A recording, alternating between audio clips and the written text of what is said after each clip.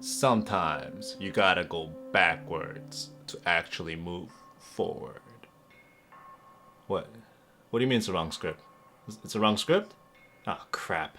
You know, the day of the Jelly Epoch group buy, I was ready to go. I had an alarm clock set, I had a second alarm clock set, and when the group buy dropped, I was on that. And then I was like, should I get the black? Should I get the blue? Should I get the red? Is a red a little too much? You know how many Jelly Epochs I ended up with that day? Yeah, none. The moral of the story is, you have to be quick. And then I was like sad, and then I was mad, and then I was probably sad again. But you know what? I'm okay now. Because I have this. And this is pretty darn good. Ah yes, introducing the Bubble 75 by Bubble Studios. Like the Jelly Epoch, the Bubble 75 is a 75% gasket mounted custom keyboard with emphasis on great typing sound, feel, and also looks. Take a look at this gorgeous turquoise blue. This thing just looks phenomenal and somehow managed to look blue and green at the same time. What kind of crazy chameleon magic is this? But overall, the Bubble 75 incorporates many of the great features of the Jelly and does its own interpretation of it, so let's check it out. So the Bubble 75 is a keyboard by Bubble Studio, and the group buy will be hosted by Velocifier. I believe they also ran the Sun 68 in the past. Inside the box, you'll find a sheet of pour-on gaskets. This thing uses a lot of gaskets, so we'll get to that later. Also some rubber feet, screws and hardware, a USB-C daughter board, and a ribbon cable. And here is a good look at the Bubble 75 PCB board. Immediately off the bat, you'll notice the flex cuts in the PCB, similar to what the Jelly PCB offers. In addition to the gaskets, these cuts, in conjunction with the flex cuts in the Bubble 75's plate, will offer a nice and flexible typing experience. Flip the PCB over and you'll see the standard KO hot swap sockets in south-facing configuration, and also the per key RGB LEDs below. Finally, the PCB has these little tabs on the bottom that you will need to just snap off prior to installing it into the board. And here is a good look at the plate. The sample I received came with the PC plate, and it features numerous flex cuts to work with the PCB to provide a flexible typing experience. When the group buy is live, you'll be able to also option for other plate materials as well, such as brass, aluminum, and the like. And finally, the case itself. I received the blue case, but honestly this is unlike other blues I have seen in the past. It's a dark turquoise color, and that happens to look both green and blue depending on the light you throw at it. The anodization on this was perfect with no visual banding or imperfections, and I was in love as soon as I laid my eyes on it. The case feels very solid, milled out of aluminum 6063, and underneath it all, there's a spot in the center of the board to fit a weight, with either options for both aluminum in different colors, or a brass one like this. With the brass weight included, I weighed my total build just about a little shy of 5 pounds. One thing you'll notice about the Bubble 75 is that there are no visible screws from the outside. It's because it is screwed together from the inside perimeter, as you see right here, which is actually a nice touch. And finally, you can see where the USB-C daughter board will mount to, along with a small channel for the cable. Alright, now let's talk about the gaskets.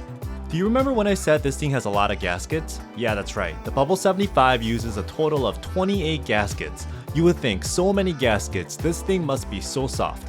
Actually, that's a yes and no. The board actually takes a different approach. If you remember the Keychron Q1, that board is designed to have the entire plate PCB bounce off the gaskets. On the other hand, the Bubble 75 case compresses the plate between the gaskets very tight and relies on the flex cuts on the plate and the PCB to do the flexing. So what does that mean? You still get flex, but you get more localized flex, and the gaskets provide a very nice dampening consistently around the perimeter. Now let's move on to the foam, because how much foam you got? A lot. That's right. This thing comes with 4 layers of foam that you could either choose to use or omit. First, you got 2 layers of case foam, then you got the PCB foam, which I'll get into later, and finally the plate foam. So a lot of foam. One of the defining characteristics of the Jelly Epoch was the layer of PE foam on top of the PCB. Well, the Bubble 75, it has that too. My version actually came with EVA foam, but for production, I was told that it will be changed over to PE. Listen to the sound test and let me know which you prefer, and I'll let the manufacturer know which to include. So here it is fully assembled. Like the Jelly, you'll place either the EVA or the PE foam right on top of the PCB and then right underneath the plate foam to essentially create a foam sandwich. For this build, I ended up choosing the Cherry MX Black Hyperglides. I really like the Hyperglides for their sound, which is very neutral, not quite as deep as some of the Ink or Cap offerings, nor clacky like the long pole switches. And for stabilizers, I used new Gateron screw-in stabs, just lubed with Krytox 205 and nothing else. So, I mentioned that this keyboard sounds fantastic. Well, take a listen and let me know if you agree. First up is with the EVA PCB foam that was provided.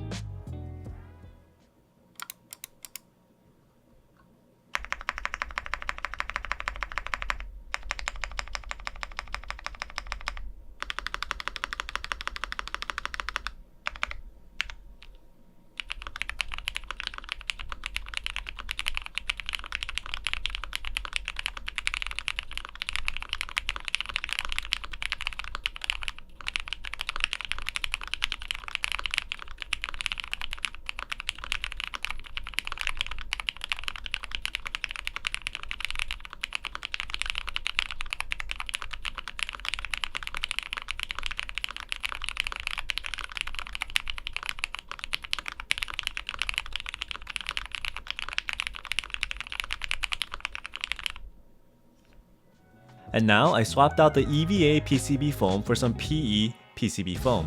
Bubble Studio is planning to launch with PE foam, so I decided to show it, and let me know which you actually prefer.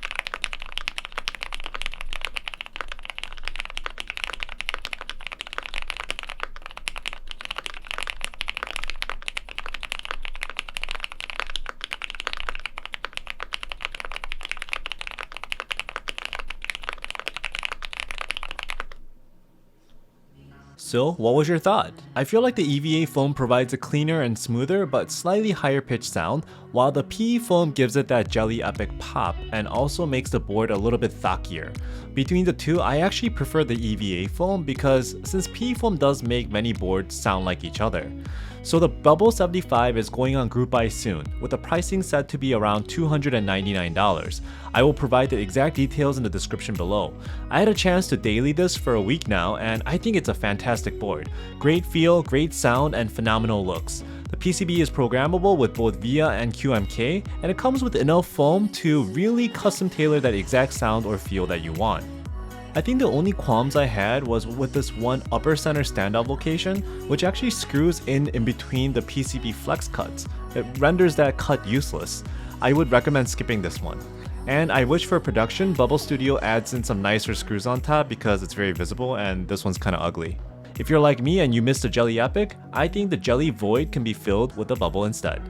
As usual, if you liked the video, please like and subscribe and I will have more content for you in the future. Thanks.